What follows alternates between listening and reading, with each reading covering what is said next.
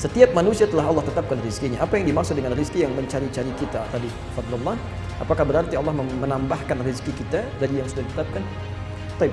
Pertama kita jawab dulu pakai Quran dulu. Rizki sudah ditetapkan. Betul. Ada di Quran surah ke-51 ayat 22. Posisi paling kanan di pertengahan ke bawah sedikit.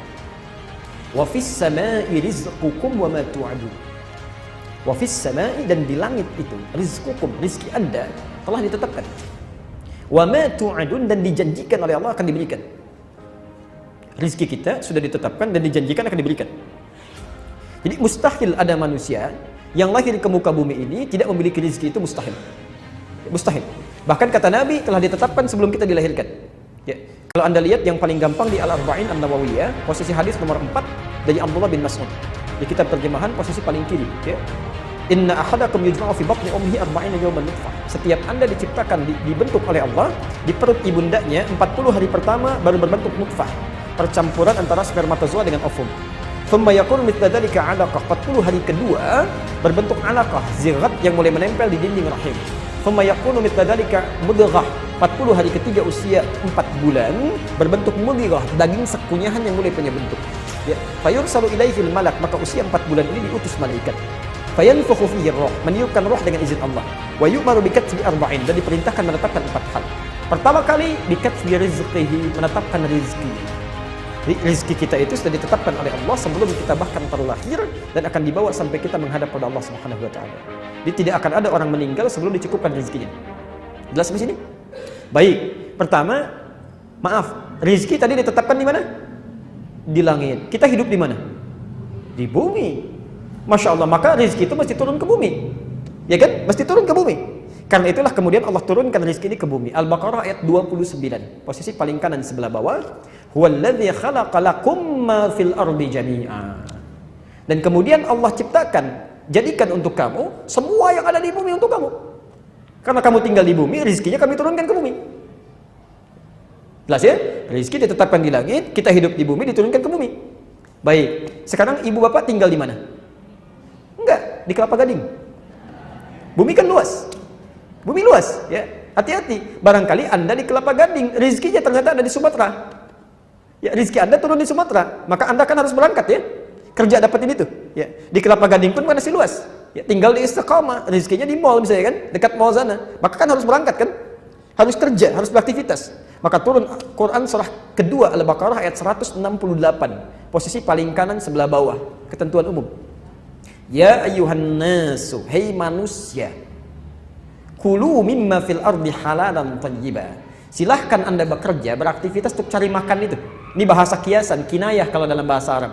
Meminjam satu kata pas prototo untuk mewakili yang lainnya. Bapak kan ditanya, Pak mau kemana? Mencari sesuap nasi. Ya, padahal nggak sesuap kan? Anda cari untuk di rumah, untuk pakai, untuk macam-macam. Ini bahasa Quran asalnya. Ya. Kulu mimma fil ardi, silahkan cari makan di muka bumi. Silahkan bekerja, aktivitas. Silahkan cari. Ya. Jadi pertama, rizki itu menuntut pencarian.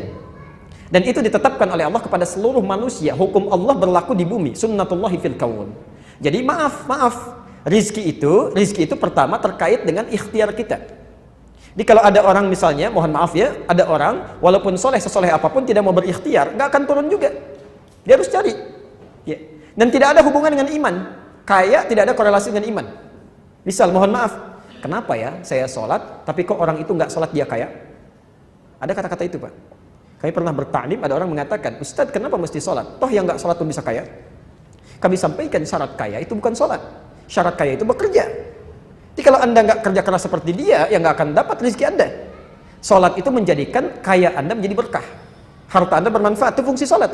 Dan bisa mempercepat kalau sholat Anda benar. Ya. Jadi hukum yang pertama, rezeki di langit, diturunkan ke bumi, kita harus cari. Nah, itu yang disebut dengan adlullah, keadilan Allah di muka bumi. Tapi kita bertanya, ya Allah, kita kerja, dia kerja, kita sholat, dia enggak. Masa sama? Apakah ada perbedaan? Ada. Allah akan percepat dia mendapatkan tanpa harus lelah mencarinya. Maka dipindahkan ayat untuk orang beriman. Dia kerja, dia beriman juga. Quran surah kedua di surah yang sama, Al-Baqarah ayat 172, pindah ke kiri di pertengahan. Paling atas, lihat ayatnya. Kita mau berakhir di sini, sebentar lagi ada masuk asar ya. Ya ayyuhalladzina amanu, hei orang-orang yang beriman. Perhatikan, ayat yang pertama kan ya ayyuhan nas ya. Kalau manusia itu, maaf, mencakup orang beriman saja atau umum? Umum, mencakup non-muslim juga. Artinya kalau non-muslim pun bekerja, dia mendapat rezeki.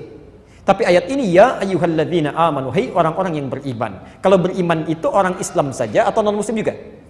Islam saja. Ya ayyuhalladzina amanu kulu min thayyibati ma razaqnakum. Silahkan dapatkan rezeki yang telah kami sediakan. Bukan kita yang capek mencari, tapi Allah yang sediakan. Tapi yang menarik, perhatikan. Ketika Allah meminta mencari rezeki bagi orang-orang umumnya, manusia umumnya, kalimat halal dan thayyibnya muncul. Halalan thayyiban. Tapi ketika meminta pada orang beriman, kalimat halalnya dibuang. Tinggal thayyibnya dan dijamakkan bentuknya, thayyibat. Kenapa halalnya dibuang? Karena orang beriman itu imannya akan menuntun dia mencari yang halal.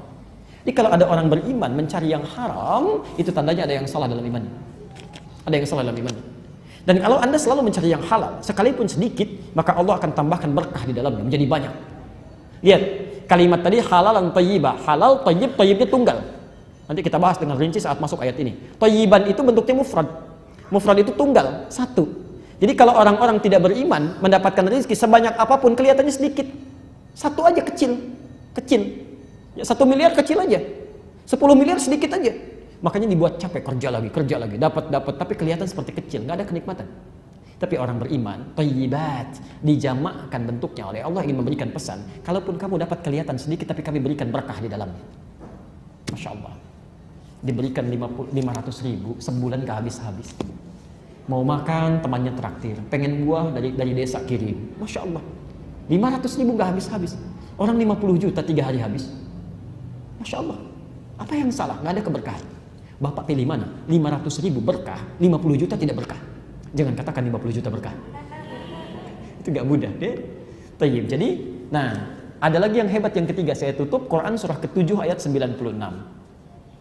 Ini belum nyari, sudah turun. Dan kita tutup di sini. Belum nyari, sudah turun. Kalau yang tadi kan masih nyari ya? Nyari, dimudahkan. Yang ini tidak. Belum nyari, Allah sudah dekatkan. Siapa dia?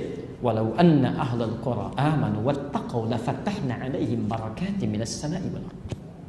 Tadi rezeki ada di mana? Langit. Nyari di mana? Di bumi. Sekarang perhatikan. Walau anna ahlal qura.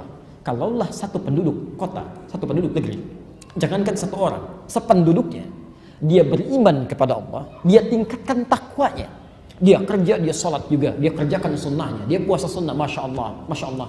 La fatahna alaihim, kami akan buka untuk orang ini barakatin, pintu keberkahan rizki, masya Allah, minas sama'i wal ard, langit dan bumi. Barakatin minas sama'i wal ard, di langit, di bumi dibuka. Ya, kalau rizki ada di langit, cara kerjanya di bumi, pintunya dibuka dua-duanya, di mana lagi yang susah? Itu yang disebut dengan fadlullah, keutamaan yang Allah berikan. Jadi kalau pengen silahkan tunggangi ayat-ayatnya, praktek dalam kehidupan, dan semoga Allah memudahkan kehidupan kita semua. Dan tidak cukup dengan amin, harus dipelajari dulu, praktekkan dulu, baru kemudahan itu akan didapatkan.